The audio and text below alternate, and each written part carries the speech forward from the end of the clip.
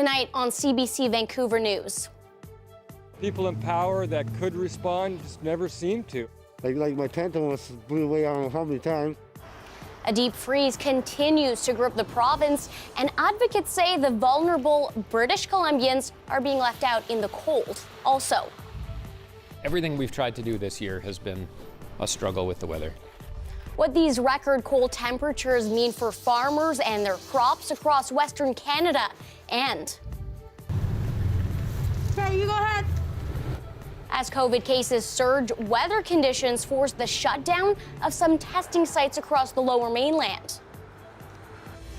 This is CBC Vancouver News.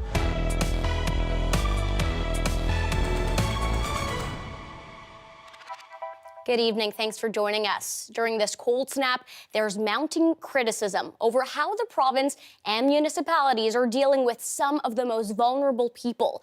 While more shelter spaces have been opened across BC, Anita Bath is speaking with advocates who say it's not enough, and many are being left out in the cold with potentially deadly consequences. The freezing temperatures in Abbotsford are more than uncomfortable for Jason Taylor. Like just the wind gusts were crazy. Like my tent almost blew away I don't know how many times, so I anchored that right down. He's choosing to stay outside during this cold snap, worried his belongings will be stolen in a shelter. But for those around him who do want housing, there isn't enough. Shivering under blankets, sleeping under piles of blankets covered in snow. Pastor Ward Draper estimates at least 350 people are sleeping outside this week. Yeah, but that's just Abbotsford. How many in Vancouver? How many thousands in Vancouver? How many hundreds or if not thousands in Surrey, Burnaby, New West, Mission, Chilliwack? And while the province has increased extreme weather shelter spaces by 25%, far more is needed. People in power that could respond just never seem to. And frostbite is becoming a big concern. They've got red noses, their fingers are swollen and sore. They're wearing holey shoes, so even though we might not be able to see their toes are in pain. With temperatures this cool, exposed skin can easily freeze, and there are other dangers too. Frostbite, pneumonia, hypothermia, those are dangerous. They're very real. But there's also the danger of folks who might be scared or unable to enter a shelter, trying to warm up their tents themselves and having to choose between possibly freezing to death or putting themselves into a life-threatening situation. There's also COVID and the toxic drug crisis. So this weather is only adding to concern there is not enough housing. People who are experiencing homelessness, people who are in poverty, people who have substance use disorder, they just can't catch a break right now. A sentiment echoed by Draper, who says watching things get worse and worse for the people he's trying to help is disheartening. We need help today. We needed help yesterday. We need homes. We need supports, right? And we need it immediately. That's it. I'm tired. My friends outside are tired. And while there have been no reported deaths yet, advocates say it will be a miracle if everyone comes out of this extreme weather alive. Anita Bath, CBC News, Abbotsford. Residents of a downtown Vancouver SRO say they have been without heat and power since Christmas Day and accuse city officials of doing little to resolve the issue. Tenants of the Regal Hotel on Granville Street say they have had to rely on donations of blankets and scarves to keep warm. The building's managers say power is back on, though tenants say it's still unreliable. A city inspector is assessing the situation. The building is owned by the Sahota family, which has been ordered by the City of Vancouver to fix damaged properties at other locations.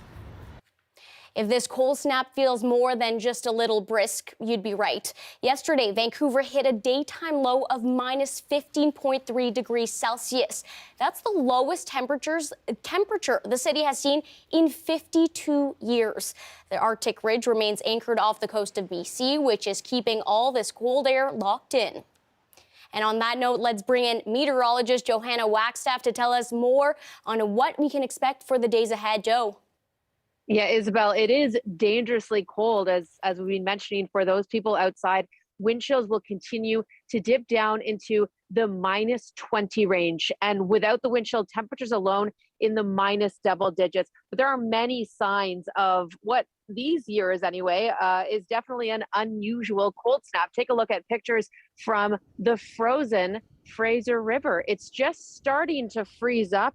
We don't often these years see ice flowing down BC's longest river. It's thickest in New Westminster and Coquitlam and Maple Ridge, where you're seeing these biggest ice chunks. It used to freeze up almost every year back in sort of the 1920s, but we don't get it that often. Let me take you to the wind chills, from beautiful scenes to the dangerous side of it. And I wanted to show you what's going on right across Western Canada, all sharing in this huge Arctic air mass that has been in place since before Christmas and will continue in place until next weekend. And Arctic outflows are our story for those in white. We also have a special weather statement in place now for the South Coast. So -20 wind chills through the morning hours, and now 5 centimeters of snow possible as we head into the forecast. Take a look at the snowfall totals as I get you through Wednesday overnight into Thursday. So starting the day off with some sunshine tomorrow, increasing cloud, snow to start overnight into Thursday morning,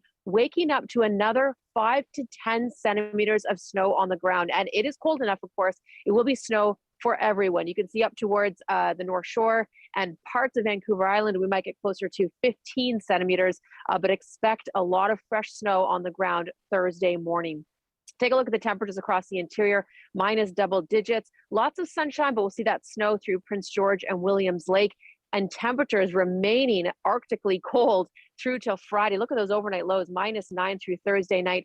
Warm up comes Saturday. That will also come with a big snowfall. We'll be watching that in the days to come. And then we'll be on the plus side with the rain for Sunday. We'll break those days down day by day. But interestingly, today, with all that fresh snow on the ground, many of you know it is the 25th anniversary, of course, of the 1996 blizzard in Victoria. Take a look at pictures from when the city in 2 days saw 65 centimeters of snow, December 28th and 29th. And in fact, I've loved looking at pictures that everyone has been sharing online, both of this snow event and 25 years ago. In fact, even our own Ian Hannamansing sharing photos of him and his kids out there, obviously shutting the cities down. And I think this Victoria resident really summed up thoughts from the blizzard. Take a listen. Post-apocalyptic, where there was no traffic, there was no sound, just fresh air and people walking and greeting each other. That sounds familiar, Isabelle. And I know you and I know London, Ontario winter as well. What do you think? Comparable? Comparable?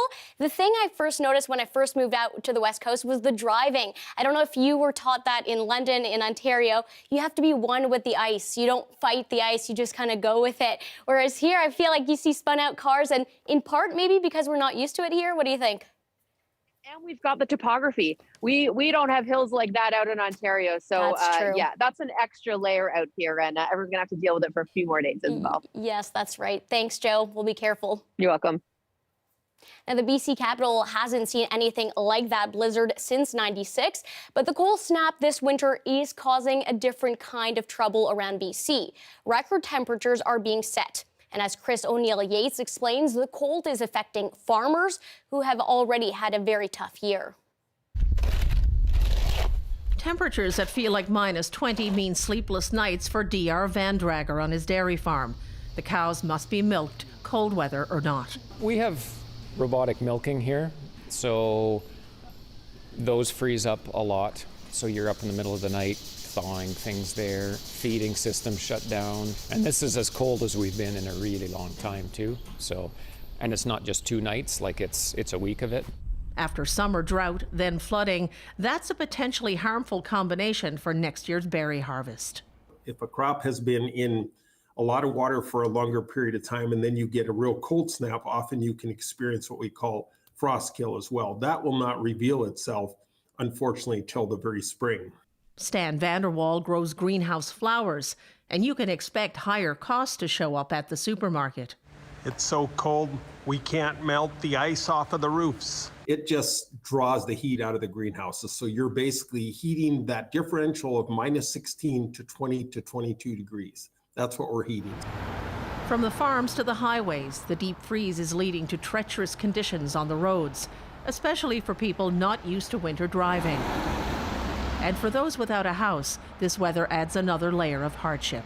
Frostbite, pneumonia, hypothermia, those are dangerous. They're very real.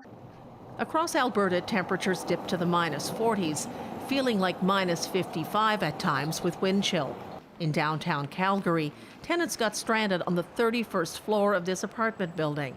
A pipe burst, leaving them without power or water. Back in Abbotsford, Van Dragger is preparing for another long, cold night. Everything we've tried to do this year has been a struggle with the weather. Right now, farmers are just waiting for this latest hit from Mother Nature to pass. Chris O'Neill-Yates, CBC News, Vancouver. BC Hydro says the province set a new record for peak electricity demand last night thanks to the extreme low temperatures. Between 5 and 6 p.m., demand for electricity hit an all-time high of nearly 11,000 megawatts. BC Hydro says there has been an overall increase in electricity demand since Friday, and that Monday's hourly peak was 18% higher than Friday's. The utility says it has enough capacity to cope with the rising demand, but still is urging residents to conserve energy.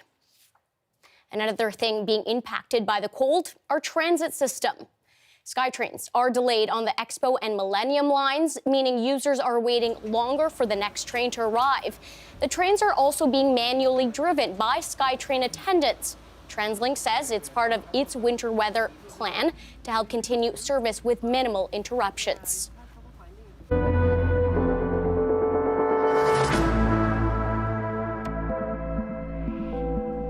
The province is reporting 1,785 new COVID cases today. However, over the holiday break, the Ministry of Health is not providing any information on hospitalizations or deaths. Mira Baines joins us live to look at what we know. Mira, what do the numbers tell us? Well, Isabelle, it's difficult to get an accurate picture of COVID-19 in the province without some of those important details. On Monday, we also received the number of daily cases since Christmas Eve for 3 days. So with that limited information, on Friday, there were about 2,500 confirmed cases, and that went down to 1,700 on Sunday. And we're around the same amount today with 1,785 cases. Take a look at the graph with the new numbers. There's a slight flattening of the curve. However, it may be artificially influenced by inaccurate numbers. It's worth noting rapid test results are not being counted in official numbers. There are concerns the case numbers don't reflect what's happening in the province due to limits to COVID testing. Vancouver Coastal Health said earlier today that due to hazardous weather conditions, the health authority has temporarily suspended operations at 2 sites, St. Vincent and YVR testing sites, and is redirecting people to alternate testing locations. Tomorrow, the province will resume a regular reporting of COVID-19 cases, vaccinations, hospitalizations, and deaths. On Wednesday, Provincial Health Officer Dr. Bonnie Henry and Health Minister Adrian Dix will hold a news conference. And Isabelle, I spoke with the BC Teachers Federation this afternoon. The BCTF wants schools to start online in January, so there's time to assess the situation and take it week by week. The union says already staff are getting sick. A lot of questions still over Omicron and how fast it's spreading in the province. Isabelle? Thanks, Mira. The New Year's Day polar bear swim is a chilly tradition across several BC communities, but as COVID cases surge, many cities are nixing the popular event.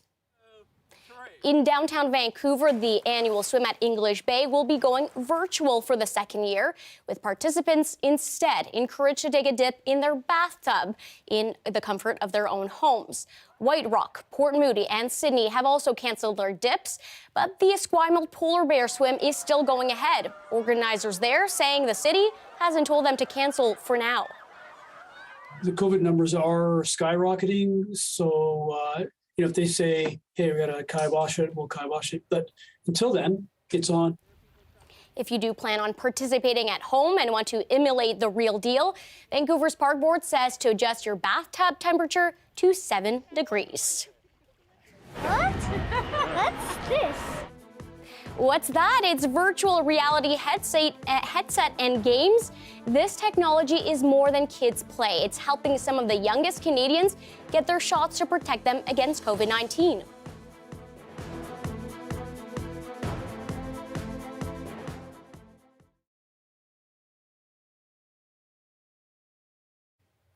Thanks for staying with us during our commercial-free live stream. A houseplant with a rare mutation has captured the hearts of green thumbs around Ottawa. Even a few leaves cut from the healthy plant are fetching close to $1,000. As Stu Mills reports, one expert compares this to the tulip craze that gripped Holland nearly 400 years ago. 21-year-old Karina McIsaac is a typical plant parent, a house overflowing with greenery, a diploma from Algonquin College's horticulture program, a side hustle selling cuttings, and a singular love for the variegated Monstera. Dream plant number one. But she doesn't own it. It's just not in the budget for me. That's a Monstera albo. The pricey plants are in the budget for Alex Dussault. The 25-year-old is a mortgage specialist by day and Monstera trader by night.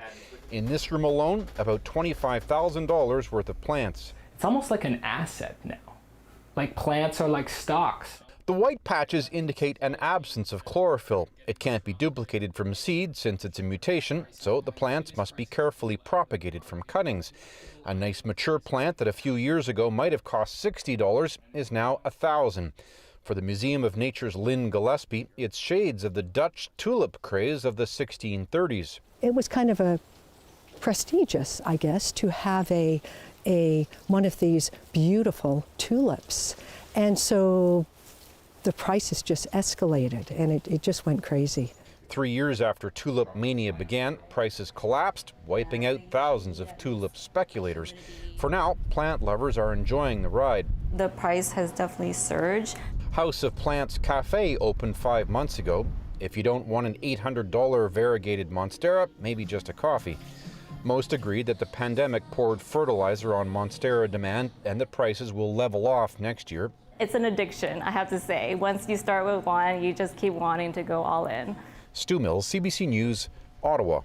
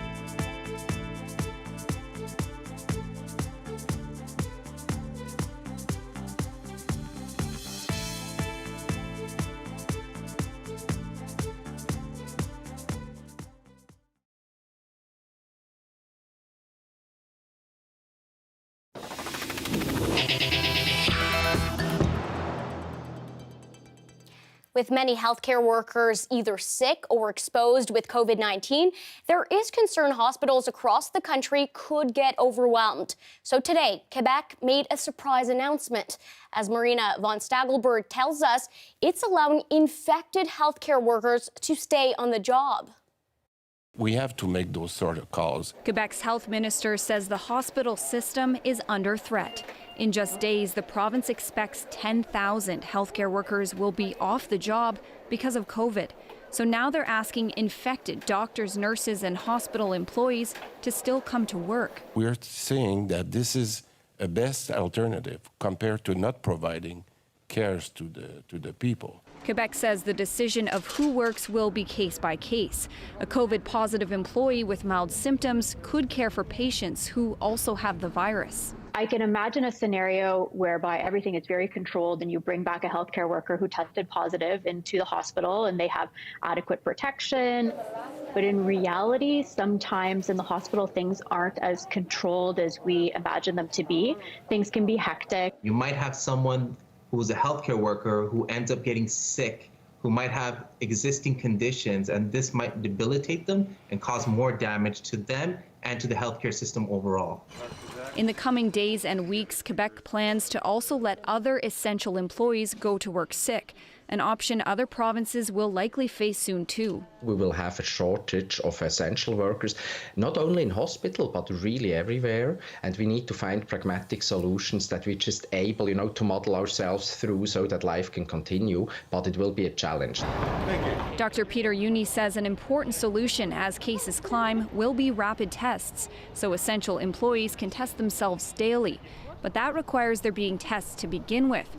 They're nearly impossible to track down in some parts of the country. I think it's real messed up to roll out of the active test, For me, I have to wait in line here, freezing my toes off. You see the queue now, it's going right around the corner, and how much are they giving? 1,000? 2,000? How much are they giving? So like everybody then has to come back again over here tomorrow morning if they don't get it. So they should have more places giving out. That was our Marina von Stagelberg reporting from Ontario. Fear of the needle is a big hurdle when it comes to getting children to roll up their sleeves for a COVID-19 vaccine. It's also why a Quebec clinic has been testing the use of virtual reality games to help calm those young nerves. Alison Northcott looks at how it's working. As she lined up with her mom for her first shot of the COVID-19 vaccine, 6-year-old Leah Stratza was a little apprehensive. What are you nervous about? Because I was scared because, it hurts a little bit for me. A lot of kids feel nervous at vaccination centers like this, so staff here are doing what they can to help ease their nerves with therapy dogs, balloons, an inflatable slide, and even virtual reality. What? What's this? What's this? It's fun, huh? On that headset is a therapeutic video game. Yeah, you look up and down and you shoot. A tool to distract kids like Leah. I see a big ball. And get their minds off of that moment that can be scary for some. Good job. You're done. When the kid puts it on, then we launch the experience, and then they just grab the remote. You'll see exactly what the kid is seeing. Dr. Jean-Simon Fortin is an ER doctor and head of the startup company behind the device first intended for more painful procedures for patients with burns or fractures. The shot is usually not a big pain, it's only a second, but the fear of it is usually what's the problem. So they get distracted, they start to play, and that's how it works. That's actually how it is a medical treatment where distraction really takes the edge off. The company is licensed by Health Canada. The device has been used in pilot studies for other uncomfortable procedures at St. Justine Hospital in Montreal, and research has shown distraction can be a powerful tool to help kids through the anxiety of a needle. Oh my God, it's like, as I said, another world. So they totally forgot the vaccine. They are having 2 doses, so they have to come back. So if they are traumatized at the first time, they may not want to come back. It was just fun and so that's why this makes me brave. I'm so proud of her. She loved it. I think she's going to be looking forward to her second dose, so I'm glad. And staff here say that's an important feeling to leave with. Alison Northcott, CBC News, Laval. The rising COVID-19 cases in the U.S. are being met with relaxed health restrictions. The Centers for Disease Control and Prevention is now recommending isolation times for most people be cut in half. As Katie Nicholson tells us, the guidance applies to those who have tested positive but are not showing symptoms. The CDC looked at research on transmission and at which point people tend to be most infectious, which according to studies is 1 to 2 days before any symptoms appear and 2 to 3 days after. So based on that, they developed this new guidance, essentially cutting the recommended isolation time in half. So for someone who is asymptomatic, your isolation would go from 10 days to 5, followed by 5 days of wearing a mask whenever you're around other people. So airlines, of course, were pushing for this. They've been pushing for it for weeks now, and particularly last week, ahead of all those cancellations, warning that the 10 days of isolation period and quarantines were going to impact the industry. And there were concerns that the current isolation rules would also impact healthcare and other critical industries.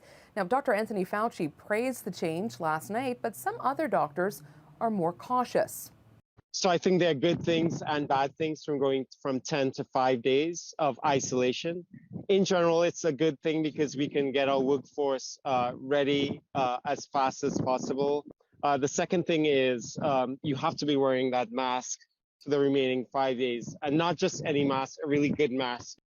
This change comes as Johns Hopkins University reports the number of new daily cases is up 47% from last week. The U.S. is averaging nearly 200,000 new cases a day, the highest number since last January. And the Johns Hopkins numbers also show a 17% increase in the number of Americans dying from COVID from the previous week. Hospitals are signaling, too, that it is younger patients who are being admitted as this Omicron wave is spreading among children 18 and under. Katie Nicholson, CBC News, Washington.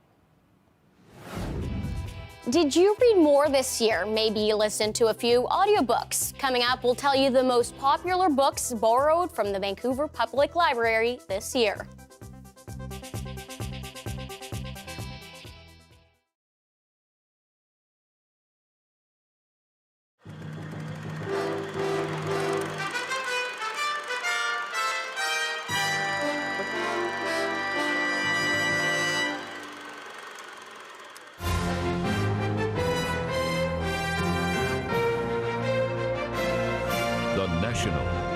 With Eric Sorensen. Good evening. New Year's Eve is still 3 days away, but Y2K has already claimed its first victim. The city of Seattle has canceled its big party, telling people it's safer to stay at home. But how real is the threat, and what precautions are being taken in Canada? Tonight, the CBC's Ian Hannamansing tells us why to care about Y2K. It was supposed to be the Millennium event in Seattle, a massive street party at the foot of the landmark Space Needle. But that was before a suspected terrorist was arrested for allegedly smuggling bomb-making materials from Canada to the Seattle area, and before warnings from U.S. government agencies that terrorists might target major New Year's events throughout the United States. So today, Seattle's mayor announced his city's bash is canceled. Although we are comfortable that Seattle is not a target, that is the advice that we've received from the FBI. They can't, at the same time, assure us that there's no risk. But those millennial jitters haven't spread to New York City, home of the world-famous Times Square party. We've done everything we can do to make it as safe as anything else in life is safe. And in Canada, organizers of some of the major New Year's events have one word of advice: relax.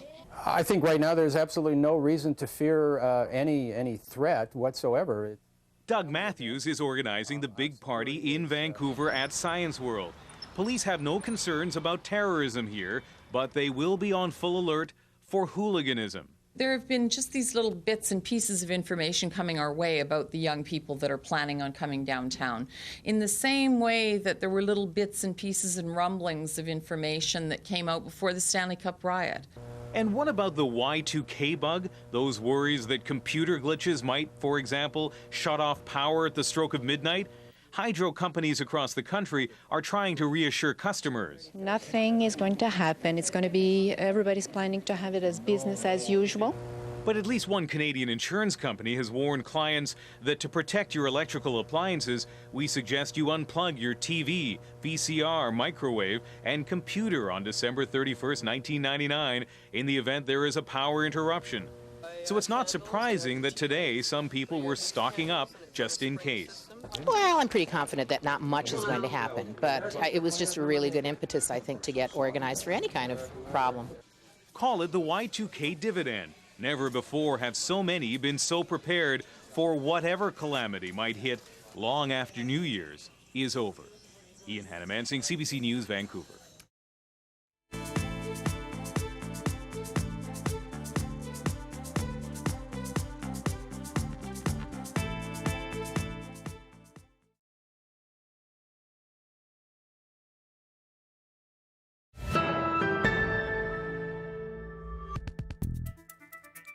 Many of us turned to books during the pandemic, and we found out readers aren't turning to books just to escape, but to better understand the world. This is reflected in the books people are taking out of the library. The director of the Vancouver Public Library says there's more interest than ever in Indigenous stories and the topic of climate change. While standard fiction tops the list of adult novels, the top Canadian title is Indians on Vacation by Cherokee writer Thomas King. For nonfiction, A Promised Land by former U.S. President Barack Obama took the top spot. Also in the top 5 is historian Eve Lazarus for her book Vancouver Exposed. For audiobooks, it was Robin Kimmermer's Braden Sweetgrass, a book about Indigenous knowledge and its relationship with nature. And those are some books and ebooks to add to my reading list for next year. That's all for us tonight. You can always find our news program online at cbc.ca/BC. Our next local news is right here at 11 after the National. Good night.